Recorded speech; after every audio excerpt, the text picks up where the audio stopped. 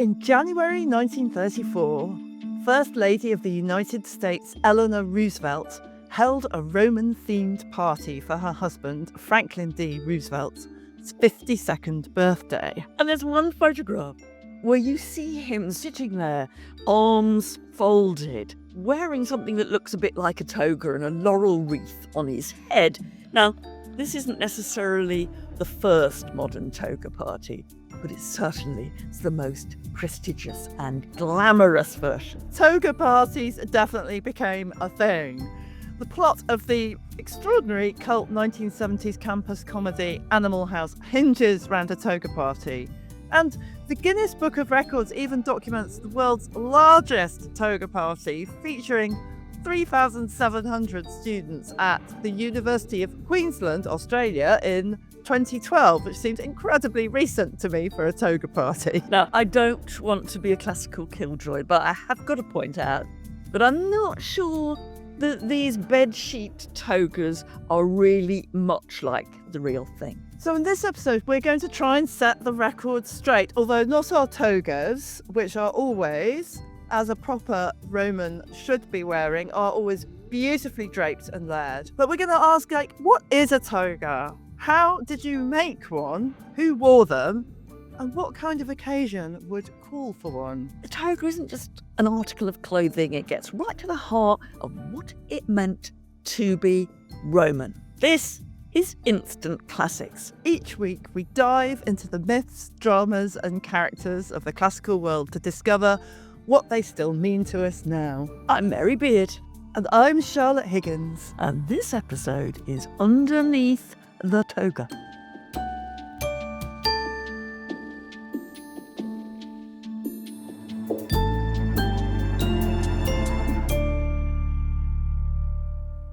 Mary, have you ever been to a toga party? I've been racking my brains about this, and I think I must have been. When I was a student, I'm pretty certain that I did do a toga party, but I have kind of obscured it from my memory, rather. What about you? I honestly don't, I really don't think I have been to a toga party, but I have this terrible fear that somebody's going to, send me a message and say, you were at a toga party in 1991, Higgins. But I really don't think I have been. I don't move in those circles. Despite being a nerdy classicist, I do not, it's not an ambition. I'm not about to throw one, put it that way. Right, I've certainly never thrown one. I can promise. I can promise be you clear that. about that. But I have got more and more interested in the toga, partly because, you go around museums and there are all these statues of blokes and they're wearing this elaborate Roman dress. And you can't help but thinking, what was that? How did they put it on? How do they make it? And how do we know about it? It is a real classical jigsaw puzzle because you're just picking up casual references. It's like we don't have a treatise now on, what are trousers, but you could pick up quite a lot about trousers from reading modern literature. And the same's true in Rome, and some of them are funny. There's a lovely bit when somebody says, oh, the great orator Marcus Tullius Cicero of the 1st century BCE, quite a sort of very serious character. He liked his toga because he used it to conceal his varicose veins. And you think, right, so how long was Cicero's toga? And I think the important thing, though, is we have this notion that if we went back to ancient Rome, we walked around, what would people be wearing? Well, the blokes would be wearing togas, of course. Well, I think that's the first myth we've got to bust, honestly, because the toga was not everyday wear. Absolutely not. It wasn't exactly like a kind of tuxedo or dinner jacket. It wasn't necessarily posh wear, but it was what you wore if you were a man when you were doing the business that you did as a Roman citizen. So you wear one, you're compelled to wear one when you go to the Colosseum to watch gladiators, for example. Men have to wear togas if they're Roman citizens. Anybody who turns up at the Colosseum in a little tunic has to go up to the back row seating. like been given a tie at some kind of London club, but not because it's political, right? It's in order to do certain things as a Roman, the toga is what you have to put on. That's right. And so, and you can see there are attempts to be stricter or less strict about this. I mean, the Emperor Augustus has quite a kind of cool line in togas, because he tries to insist that if you just go into the forum, the main marketplace at Rome, political, but also business center of Rome, you could only go into the forum if you're wearing a toga. The idea that he had bouncers on the entrance to the forum kind of chucking out anybody who wasn't properly dressed seems remarkably unlikely. But what he's trying to do is to say, when you're acting as a citizen, you act in the proper way. And he, interestingly himself, his biographer, Suetonius, the 2nd century biographer of the first Roman emperors, his hymn tells us that Augustus, in his kind of sitting room, as it were, had a little cupboard in which he kept a toga all the time, so that if somebody came to him unexpectedly, wanting to do state business, he could quickly put his toga on and act official. So it's that kind of thing, I think. Yeah, like the politician being quickly handed a tie and a suit, but still not quite that, I think. And actually, that anecdote in Suetonius about Augustus trying to make everybody wear a toga in the forum strongly suggests that everybody was not wearing a toga in the forum. He was obsessed by traditional values and everybody being properly Roman and properly old-fashioned in their Romanness, making Rome great again vibe. So it's kind of, interesting.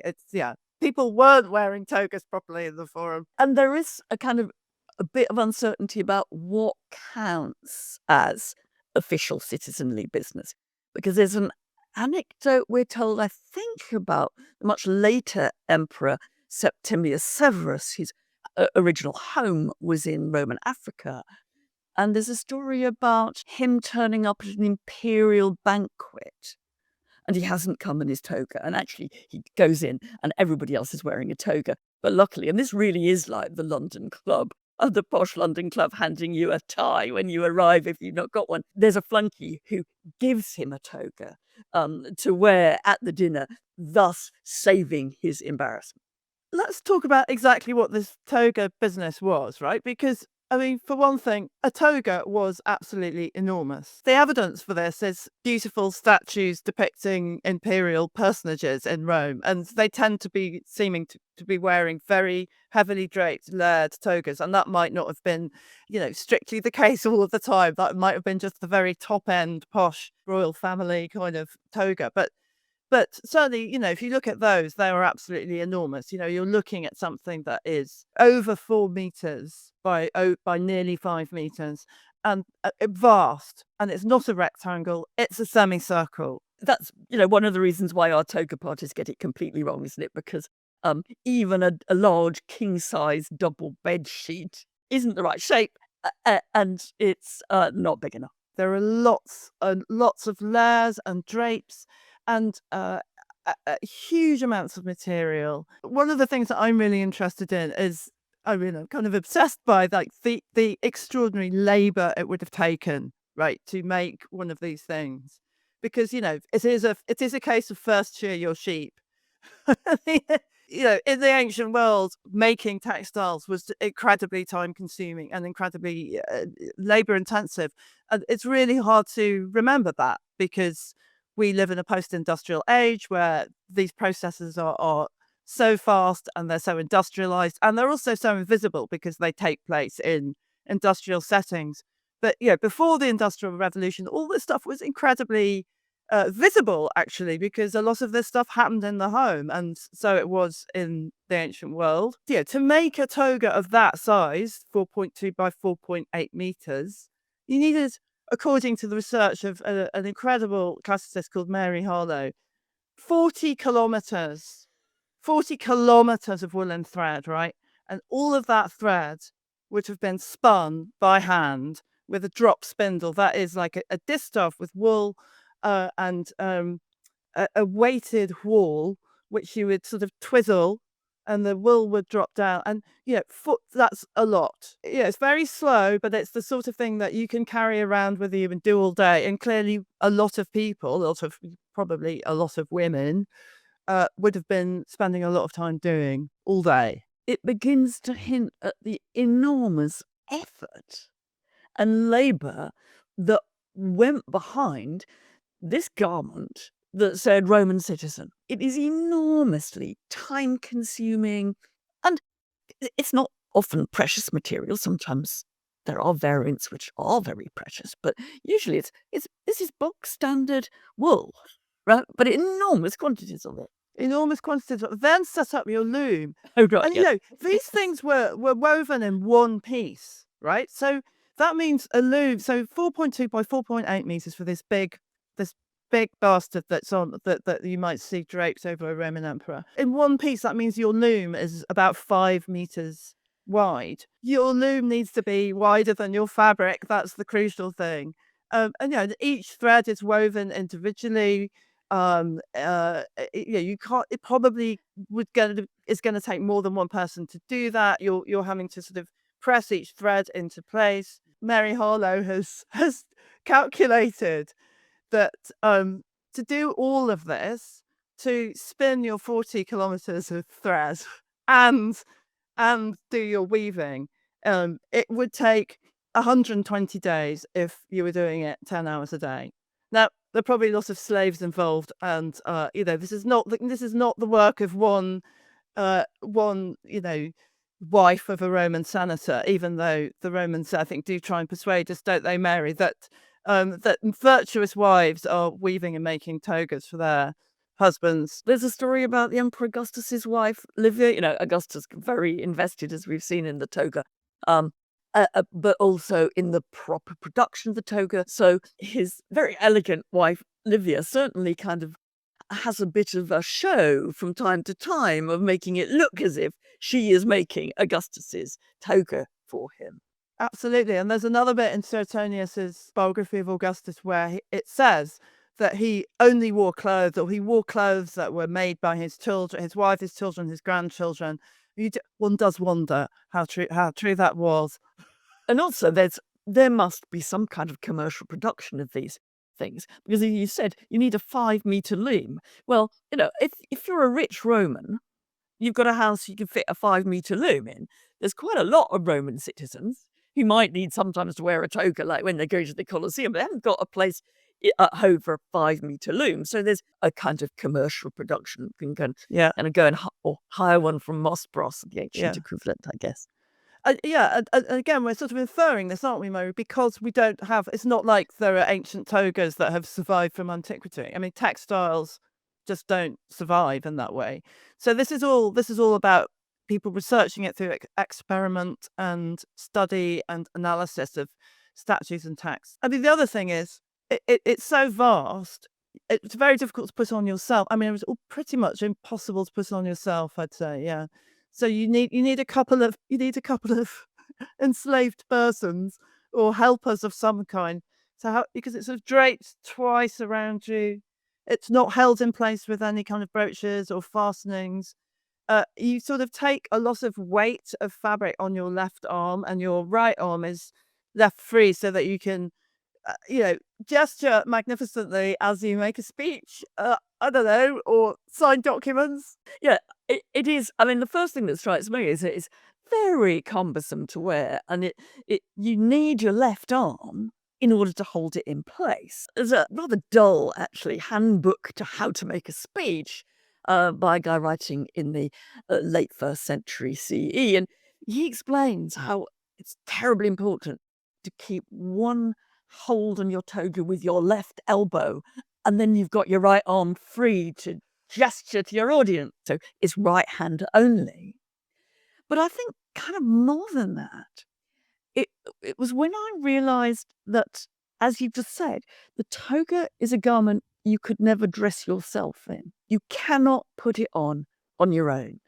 And suddenly it's one of those ways where the realities of mass slavery sort of really hits home, because this is not just about exploitation, ownership, and cruelty. But it's also about the way that the whole of elite society operates on the assumption that there are people who will do that kind of thing for you.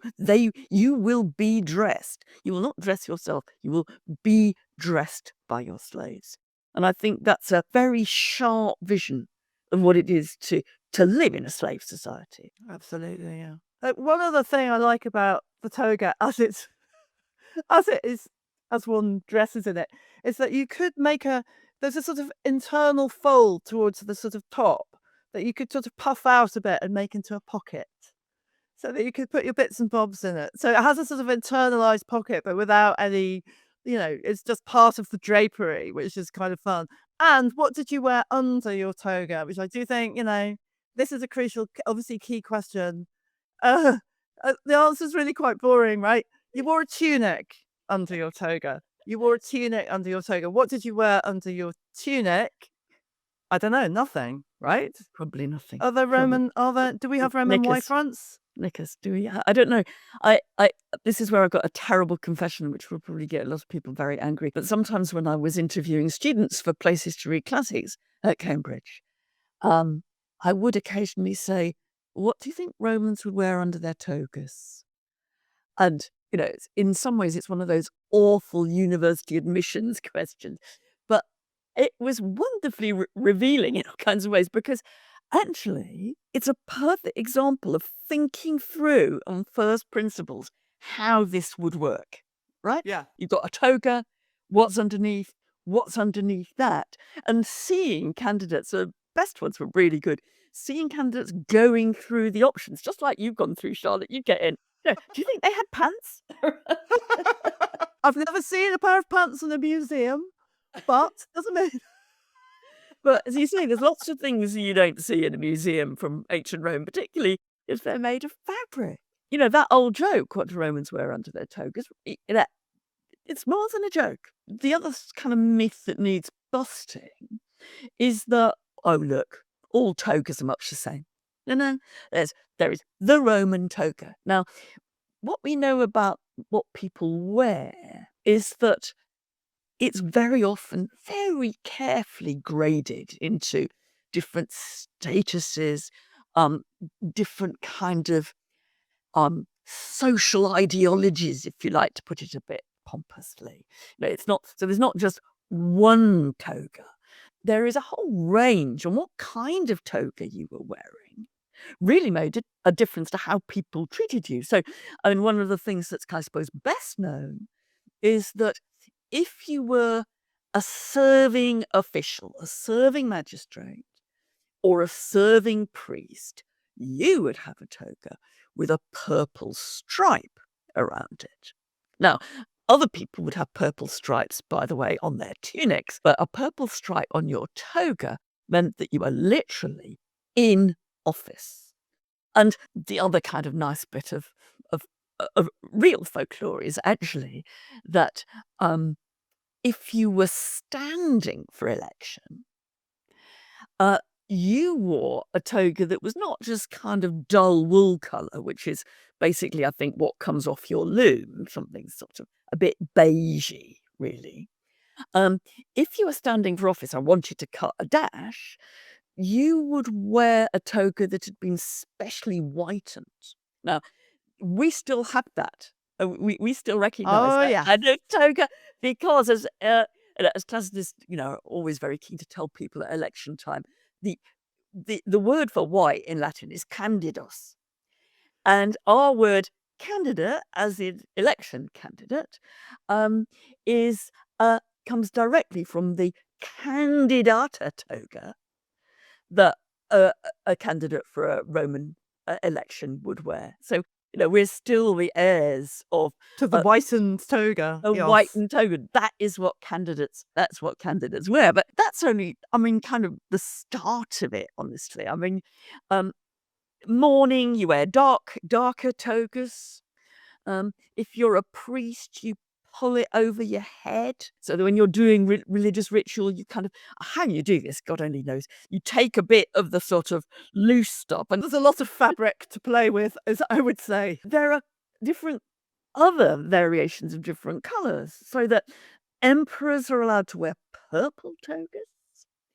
And if you're a successful general having a triumphal victory parade through the city, you not only wear a purple cloak with silver stars on it, really kind of amazing, but you wear a purple toga underneath. And which is sort of amazing because producing purple in the ancient world was such a staggeringly expensive and extraordinary process because producing purple dye, I mean, there was no synthetic purple dye until the 19th century. But until then, purple was produced by crushing up tiny seashells, murex, shellfish, and creating a very smelly purple dye. But it took a huge numbers of these shellfish to make the dye.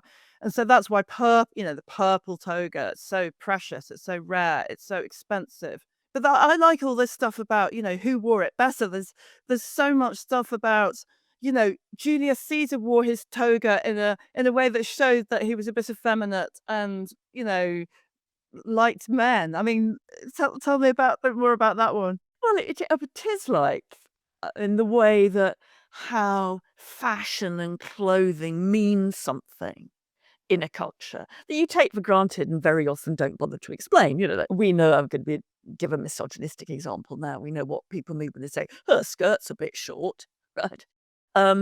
Well, just that kind of jibe was being made all the time in say Roman oratory, Roman speech making.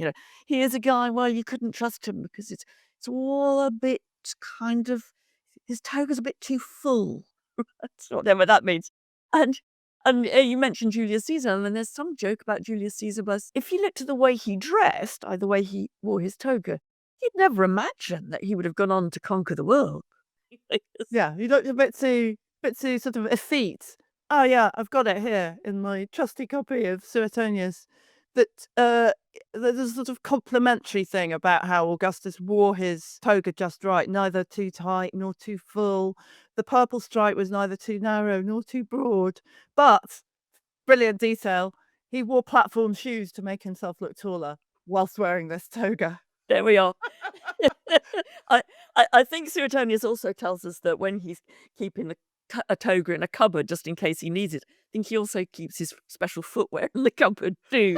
Because he can quickly become official emperor from being just putting his feet up at home. So this idea that the toga it was a risk. Wearing the toga was a risk because people might always say, a bit skimpy, a bit, a bit too elaborate, a bit too full. And how you appeared in the world at Rome was very, very important about how you were judged. And for Roman citizens, how you wore the toga, whether you got it right or whether you didn't, was terribly important. Now, it's really hard for us to work out precisely what it meant to get it right. And of course, none of those rules are rules in a very strict sense. But you can see that togas mean something in the public life of Rome. They're not just those really stupid articles of clothing that you have to wear. Yes, you do end up with a bit of a dead end trying to map this onto contemporary, because it is so different.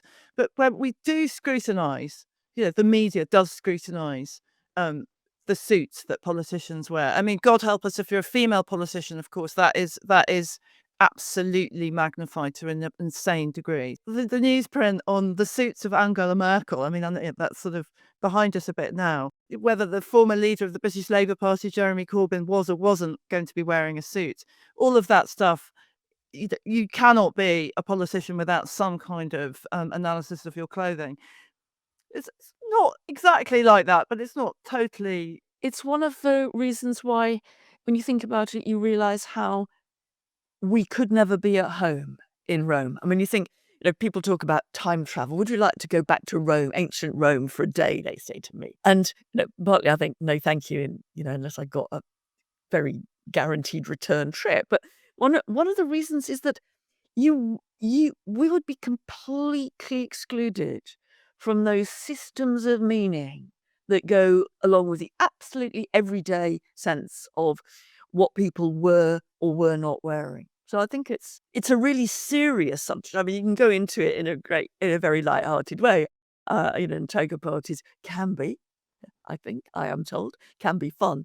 But there is something about the toga that does take us right into, how Roman culture thinks about itself. And it's surprising because I think the other thing that we forget is it's not just men Right. that wear. I was going to It is ask you about this, not Mary. not. Could we wear a toga if we went to Rome? I think, Charlotte Higgins, I have to say, uh, that if you saw a grown woman in the street at Rome wearing a toga, you would assume she was a prostitute. Oh, So it might be a high-risk article of clothing for you, I think, to maybe wear. not. And again, it's very hard to piece the evidence for this together. There's a very interesting Roman female poet in the 1st century BC, a woman called Sulpicia. And in her poetry, we get that very strong sense that what some prostitutes wore in Rome, some female prostitutes, they wore a male toga.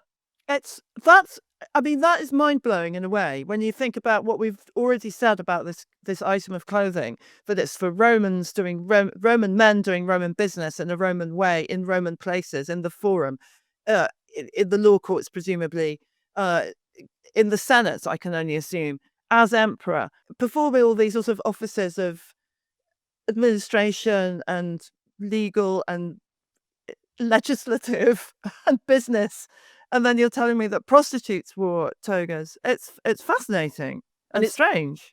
Very hard to understand. The usual explanation that people bring out when that question is asked, and I'm not sure how convincing it is really, is that there is a kind of parallel dress for the Roman married woman, respectable married woman. It's called a stola, right? And it also involves quite a lot of cloth, not quite so much, and is quite complicated. One argument that's brought out is that what this is saying is that this is a woman who is not wearing the stola.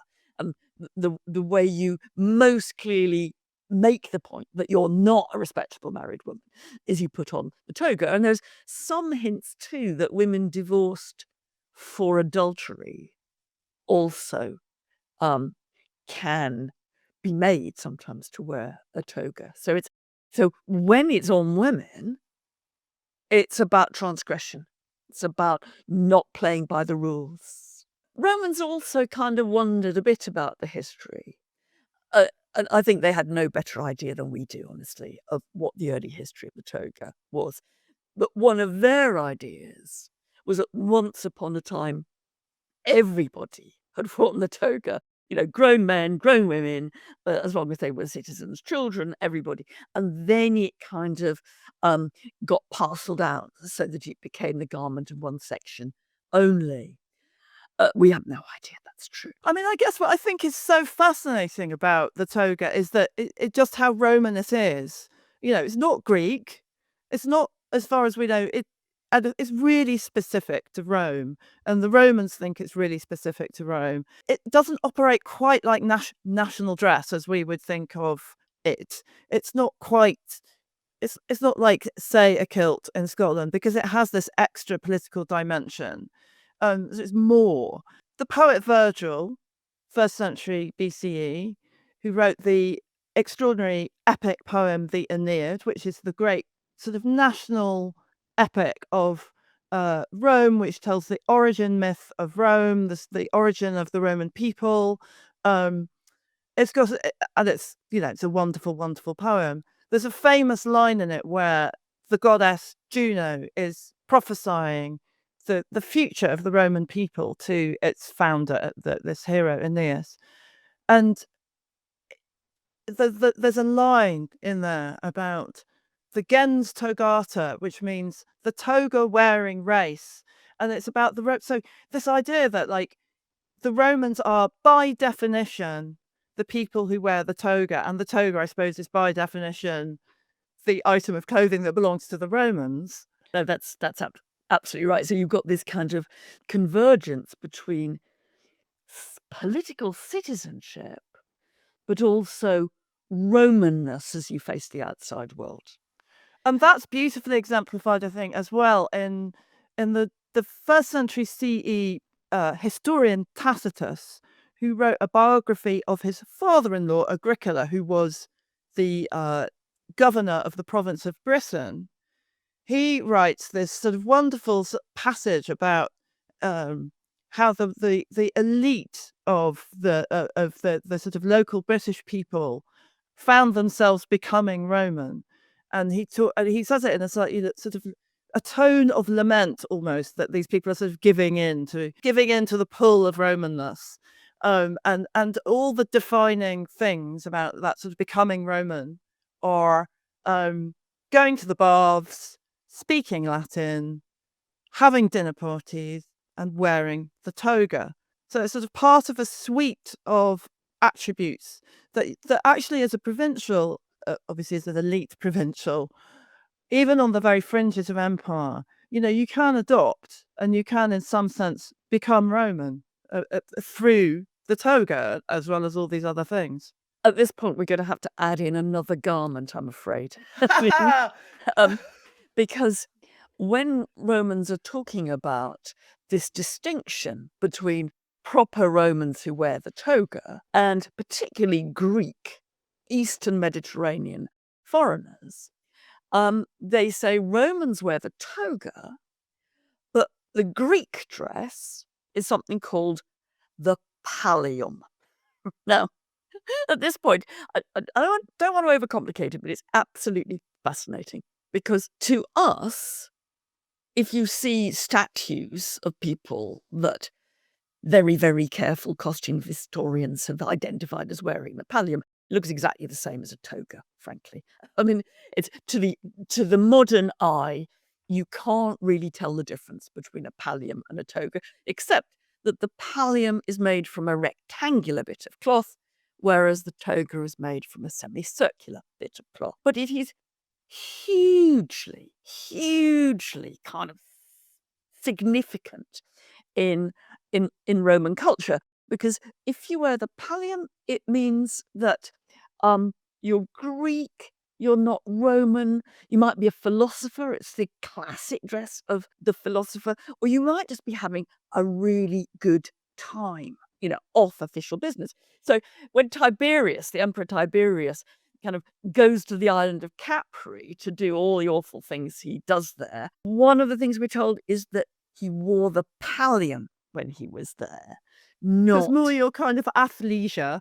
It's a bit more relaxed. It is. It is more relaxed, but it's clearly absolutely centrally important because there's an extraordinary case under the Emperor Claudius in the 1st century CE when there is a trial going on about someone where the issue is whether he is a Roman citizen or not. And the issue is, what is he going to wear at his trial on the question of whether he is or is not a Roman citizen? And, should he wear a toga? Should he wear a pallium? You can see that Claudius, who gave the ruling, has got a terrible time here. What he finally decides is that when this character is defending his right to be a Roman citizen, he will give evidence in a toga. When the prosecution is attacking him for not being a Roman citizen, he will have to wear a pallium. Wow. Talk about precision legal argument there, but my goodness me, it's showing that a whole lot rests on it. You couldn't be attacked for not being a Roman citizen if you were wearing absolute Roman dress. There is so much more to the toga than I have to say. I've learned a lot this episode. I did not know that. And at the risk of sounding very Miranda Priestly, it just shows you how incredibly important clothing is. Also, I just can't think of any modern equivalent, actually. I mean, we can talk about, of course, all clothing is significant. All clothing sends a message. Everything that we wear has a kind of set of symbols that are attached to it. And clothing is political. I mean, I spend a lot of time in Ukraine.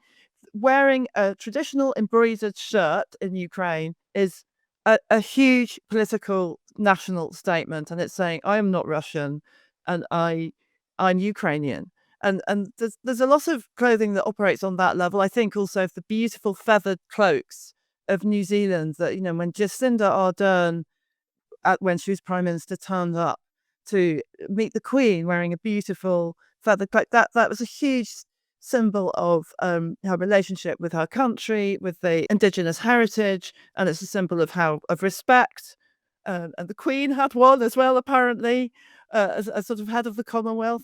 That's this is very heightened symbology relating to clothing. But to me, there's nothing quite like the toga. I'm afraid I want to finish by going back to the toga party because, we said at the beginning, a bit sniffy.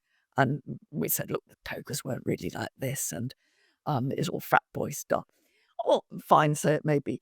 But I think that I'm going to start a bit of a campaign for renaming the toga party. Pallium. Because for two reasons. I'm going to call it the pallium party. Because the togas that we adopt, i.e. bedsheets, they are rectangular, like the pallium. They're not semicircular, like the toga. And like the pallium, they signify being off duty, perhaps being a bit leisured, having a bit of fun. So I think that we're going to, I'm going to go along next time. I'm going to go to a pallium party and I'd feel quite at home, I think. Okay, Mary, if you invite me to a pallium party, I will come. And that is saying a lot because I do not drape myself in sheets for anybody. Not just anybody. And if anybody would like to send some pictures in of what they look like in their pallium bedsheet, we'd love to see them. As ever, we want to know your thoughts and comments, ideas, questions. And so if you have them, please do send them to us at instantclassicspod@gmail.com or on our social media at instantclassicspod. Bye. Bye.